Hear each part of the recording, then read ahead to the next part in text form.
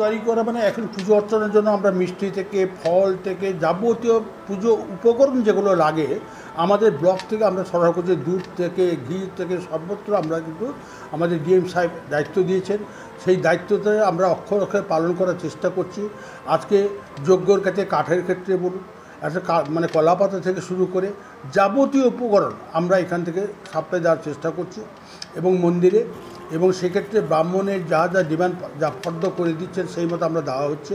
আমাদের বিডিও সাহেব কেন, ব্লক প্রশাসন কেন, সবাই এক বাক্যে মানে ঐক্যভাবে সবাই মিলেমিশে এই কাজটা করছে, যাতে আমাদের কোনো এই জগন্নাথ ধামের উদ্বোধনের ক্ষেত্রে কোনো রকম ত্রুটি না থাকে।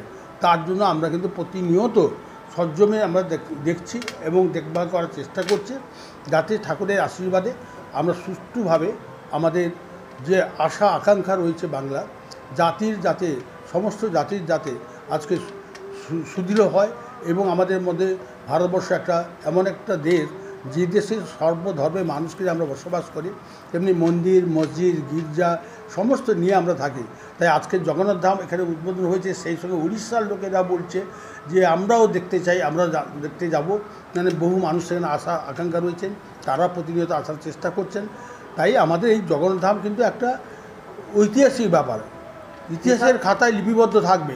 এই জগন্নাথ উদ্বোধনে হাজার হাজার বছর ধরে মানুষ আসবেন, মানুষ দেখবেন, কিন্তু এটা মাননীয় মুখ্যমন্ত্রী যে উপহার দিলেন বা যেটা করলেন ঈশ্বরের আশীর্বাদে, তাই আমি মনে করি এটা চিরস্মরণীয় থাকবে।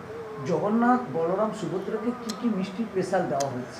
না, ওনারা বেশি আমার চাইছেন না, 5 রকমের মিষ্টি আমাদের দিতে হচ্ছে এবং ফলও বলে দিচ্ছেন যেরকম যেভাবে ফল দেওয়ার কথা যেগুলো উল্লেখ করছে সেই ফলও দেওয়া হচ্ছে।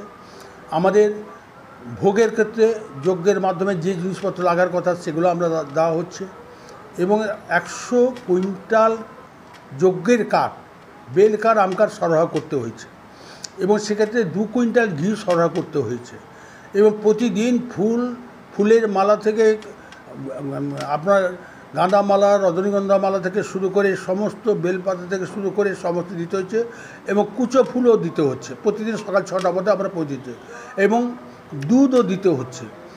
আতপ চাল থেকে যা কিছু লাগছে সবই এখান থেকে দেওয়ার ব্যবস্থা করা হচ্ছে। মানে আজকে জেলা শাসক আমাদের সম্মানীয় পূর্ণেন্দু মাঝি মহোদয় কিন্তু বিচক্ষণতার সঙ্গে তিনি যেভাবে কঠোর পরিশ্রম করেছেন আজকে 1 বছর ধরে যে চালাচ্ছেন, সত্যি আমরা উৎসাহিত বা উদ্দীপনা ওনার কাছ থেকে আমরা পেয়েছি যে একজন জেলা শাসক হয়ে দিন রাত করে দিয়েছেন এই জগন্নাথ মন্দির উদ্বোধনের ক্ষেত্রে।